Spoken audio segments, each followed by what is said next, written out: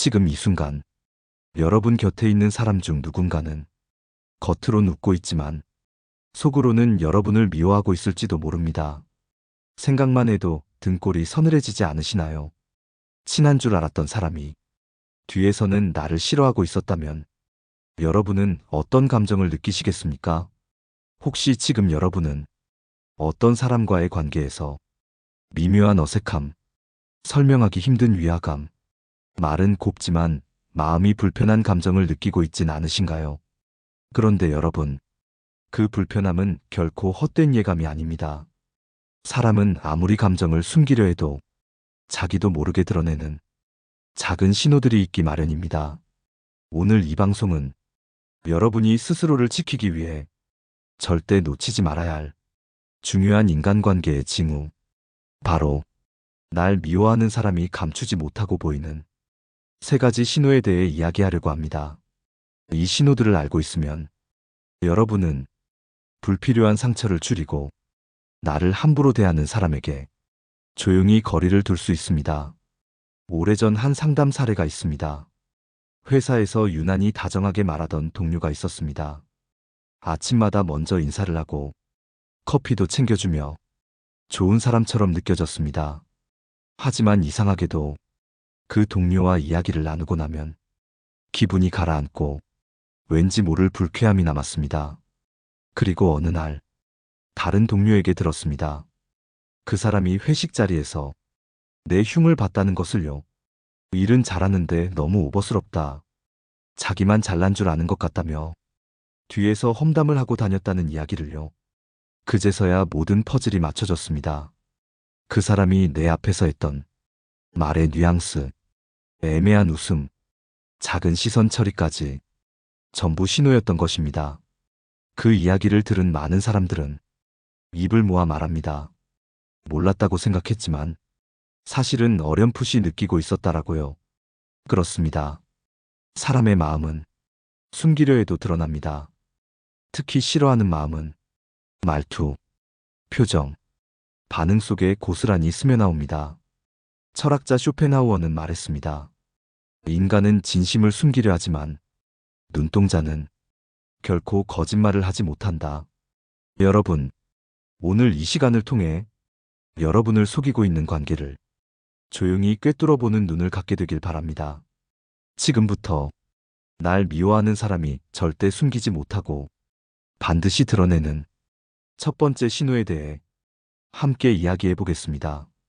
여러분, 날 미워하는 사람이 아무리 감추려 해도 반드시 드러내는 첫 번째 신호는 바로 작은 말투와 반응에서 느껴지는 비꼬는 뉘앙스입니다.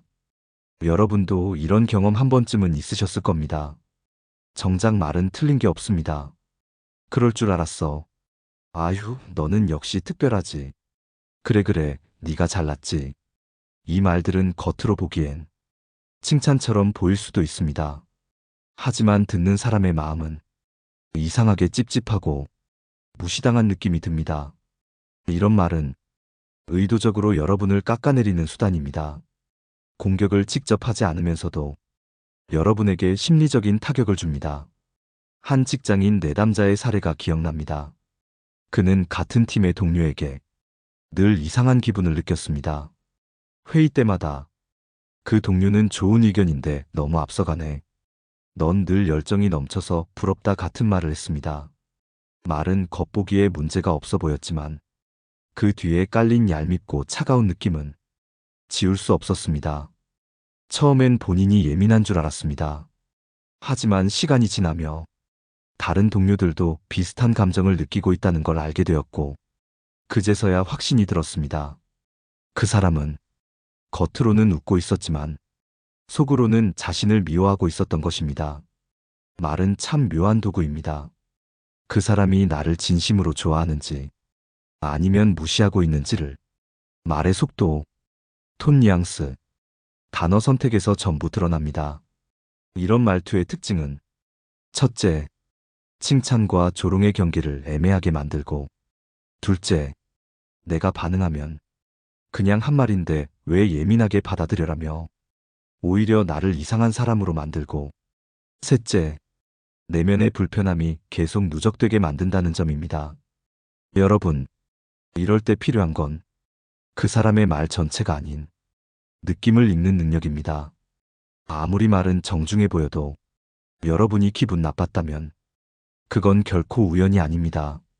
말은 사람의 마음을 가장 먼저 드러내는 수단입니다. 사람은 말로 자신을 숨기기도 하지만 결국 말로 자신을 드러내게 됩니다. 철학자 아리스토텔레스는 말했습니다. 진정한 말은 말투와 눈빛 속에 있다. 여러분, 지금 누군가의 말이 이상하게 마음을 찌르는 느낌이 있다면 그것은 여러분의 감정이 보내는 중요한 신호일 수 있습니다. 지금 떠오르는 사람이 있으신가요? 말은 예쁘게 하지만 항상 나를 살짝 깎아내리는 사람. 그 사람은 여러분을 결코 좋아하지 않습니다. 다음으로 날 미워하는 사람이 숨기지 못하고 드러내는 두 번째 신호에 대해 이야기해 보겠습니다. 그 신호는 바로 여러분의 성공이나 좋은 소식을 진심으로 축하하지 못한다는 점입니다. 사람은 진심일 때 기쁨이 얼굴에 먼저 나타납니다. 표정, 눈빛, 목소리에 축하하는 마음이 그대로 담기지요. 그런데 어떤 사람은 잘됐다. 근데 네가 그 정도 성과는 당연하지. 축하해. 운도 좋았네. 요즘 너 잘 나가더라. 부럽다 진짜. 표현은 축하의 말인데 기쁨은 하나도 느껴지지 않습니다. 말은 축하하는데 표정은 굳어있고 눈빛은 시선 피하기 바쁘고 말끝마다 이상한 가시가 숨어 있는 것 같습니다. 여러분, 이건 단순한 질투가 아닙니다. 질투를 넘어 속으로는 여러분이 잘 되는 것을 원하지 않는 마음이 드러나는 것입니다. 한 직장인 여성 내담자의 이야기를 들려드릴게요.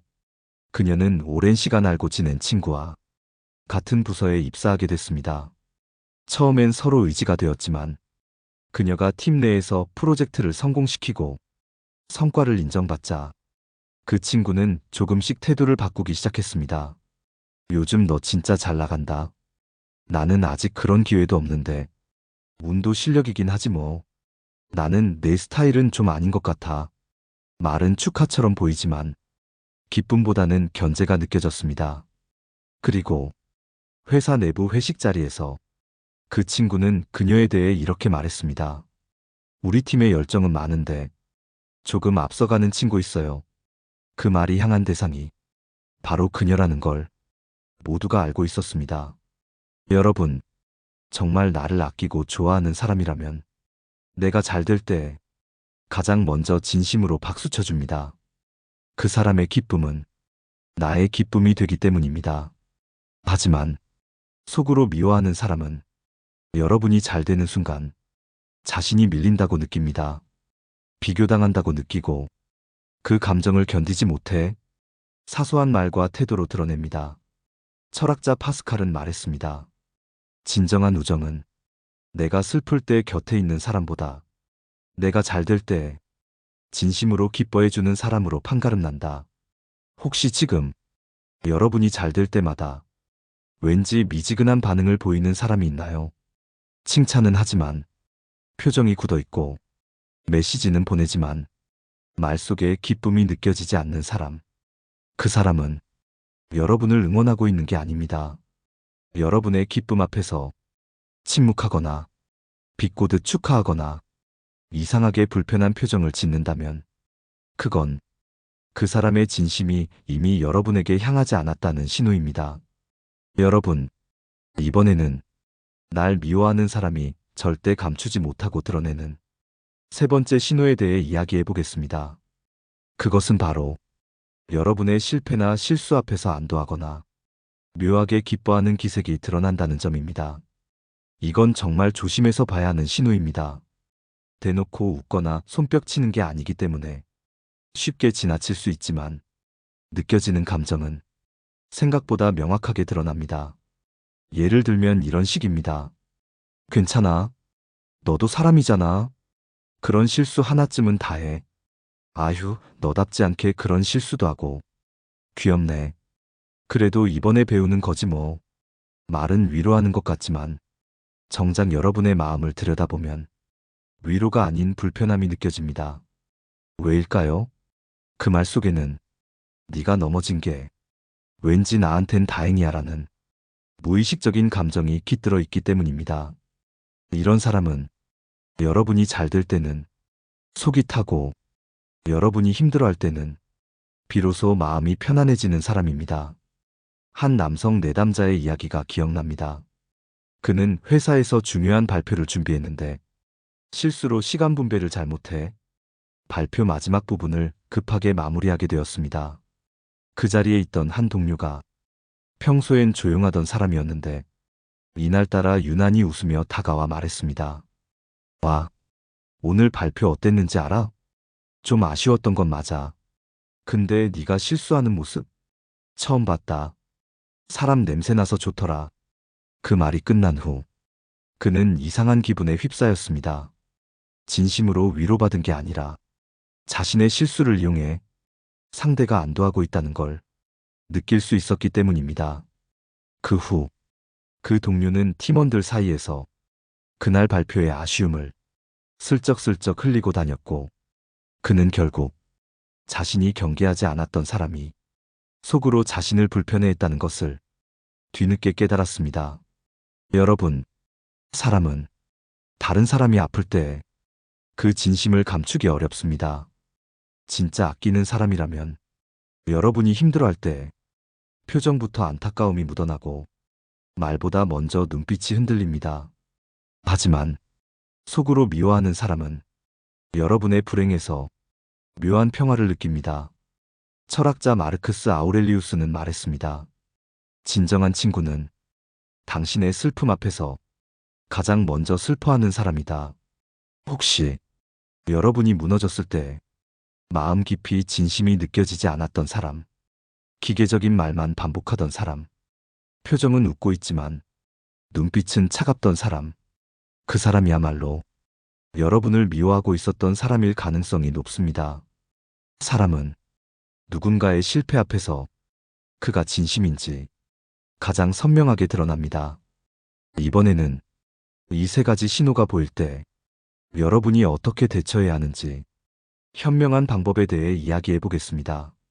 여러분, 지금까지 우리는 누군가가 나를 미워하고 있을 때 절대로 숨기지 못하고 드러내는 세 가지 신호에 대해 알아봤습니다.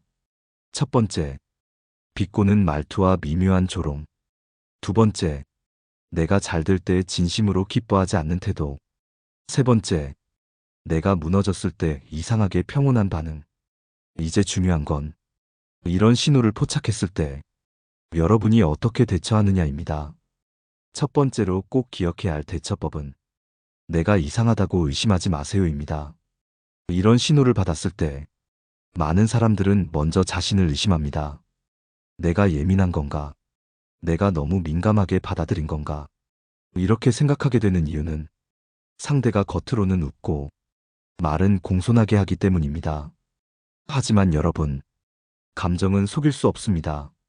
여러분이 불편함을 느꼈다면 그건 이미 경계해야 할 신호입니다. 심리학에서는 이것을 감정의 직관이라고 합니다. 우리 뇌는 의식보다 빠르게 상대의 의도를 감지하고 감정을 통해 우리에게 경고를 보냅니다. 그러니 가장 먼저 할 일은 자신의 감정을 신뢰하는 것입니다. 내가 느꼈다면 그건 이유가 있는 것입니다. 두 번째 대처법은 그 사람과의 거리를 조용히 재조정하는 것입니다. 이때 가장 중요한 건 대놓고 싸우거나 의심을 들이대는 것이 아닙니다. 오히려 조용하게, 그러나 분명하게 관계의 거리와 밀도를 줄여나가는 것입니다. 연락 빈도를 줄이고 사적인 이야기를 나누는 깊이를 얕게 만들고 상대의 반응에 감정을 섞지 않고 관찰자의 시선으로 바라보는 것입니다. 이렇게 하면 상대는 자신이 경계당하고 있다는 사실을 느끼게 됩니다. 그리고 두 가지 반응을 보이게 됩니다.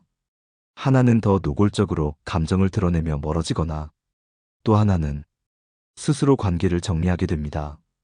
여러분은 어떤 경우든 상처받지 않고 스스로를 지킬 수 있습니다. 세 번째 대처법은 상대에게 반응하지 않는 것입니다. 이건 정말 중요합니다.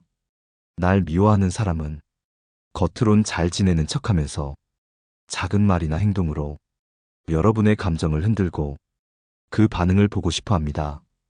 그래서 괜히 기분 상하게 말하고 칭찬 같지만 기분 나쁜 말을 던지고 무심한 듯 예민한 선을 계속 건드립니다.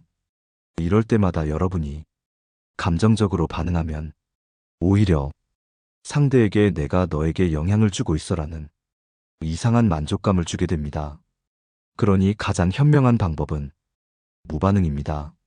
미소로 넘기고 가볍게 눈을 마주친 뒤 그 말을 아무 일도 아닌 것처럼 흘려보내는 것.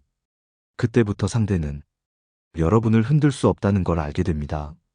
철학자 스토아는 말했습니다.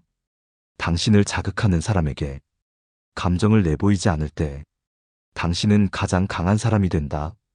혹시 지금 여러분 주변에도 이상하게 찝찝한 느낌을 주는 사람이 있나요? 친한 척하지만 왠지 모르게 피곤해지는 사람. 내가 기쁠 때는 무관심하고 내가 아플 때는 의외로 조용한 사람. 그렇다면 지금이 그 사람과의 관계를 다시 조율할 때입니다.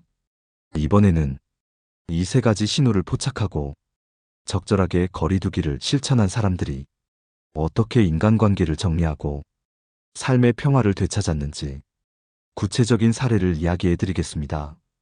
여러분, 이번에는 날 미워하는 사람의 신호를 알아차리고 그들과의 관계를 스스로 조정해 삶의 평화를 되찾은 사람들의 실제 사례를 하나씩 들려드리겠습니다.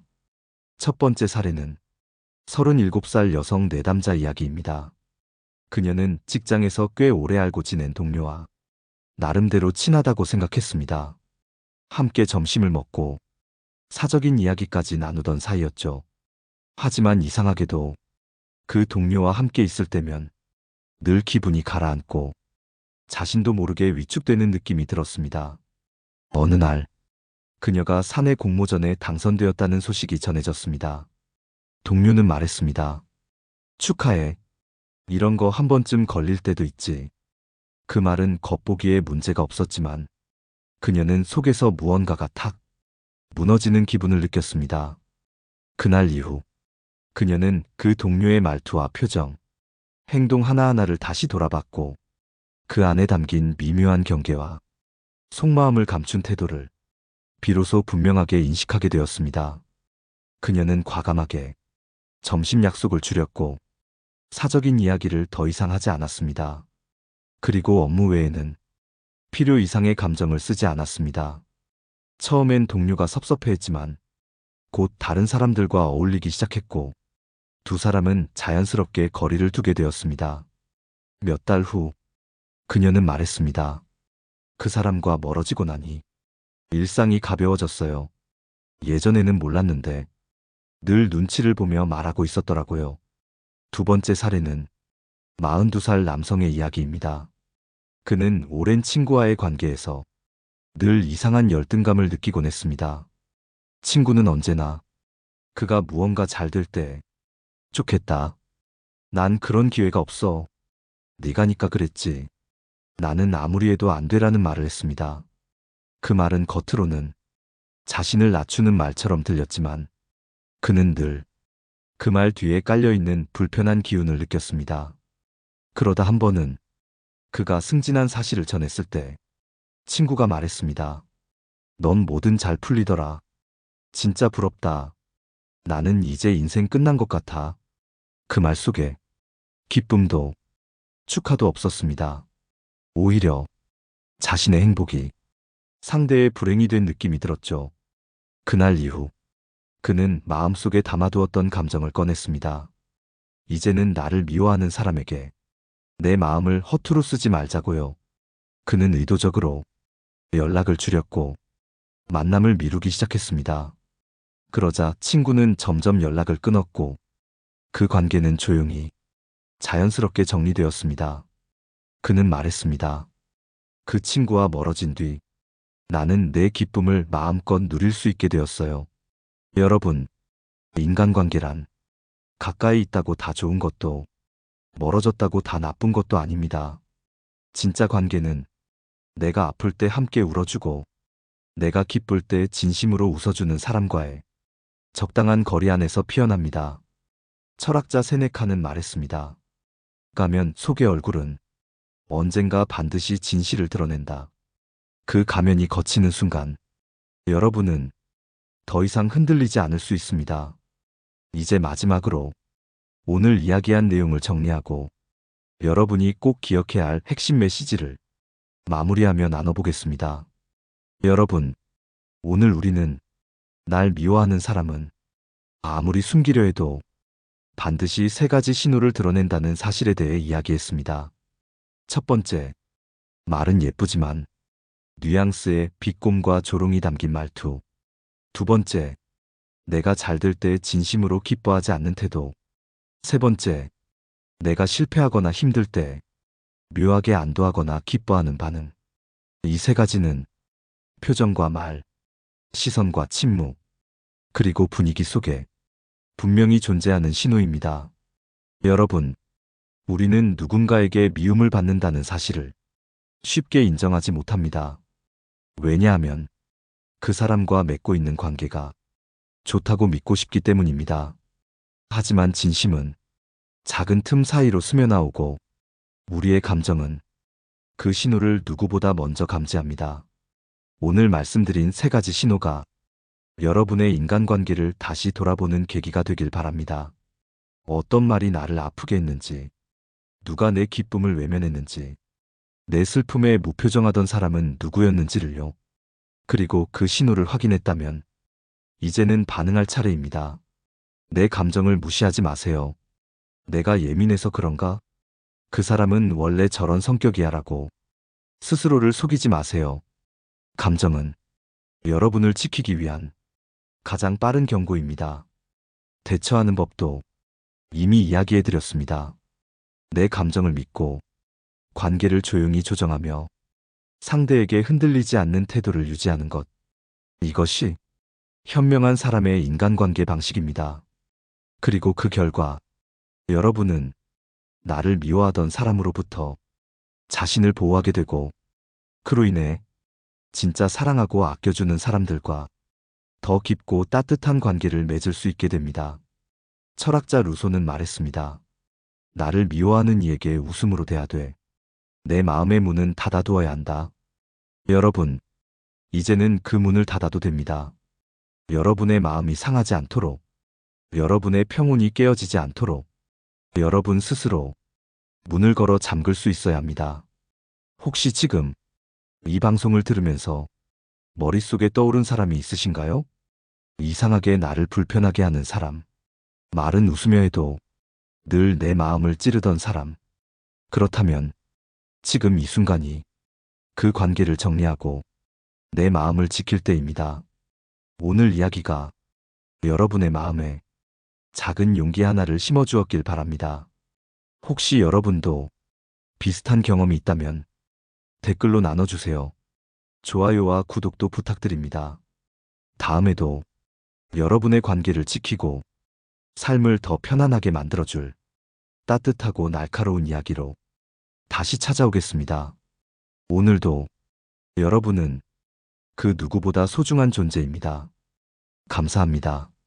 내 삶을 바꾸는 지혜였습니다.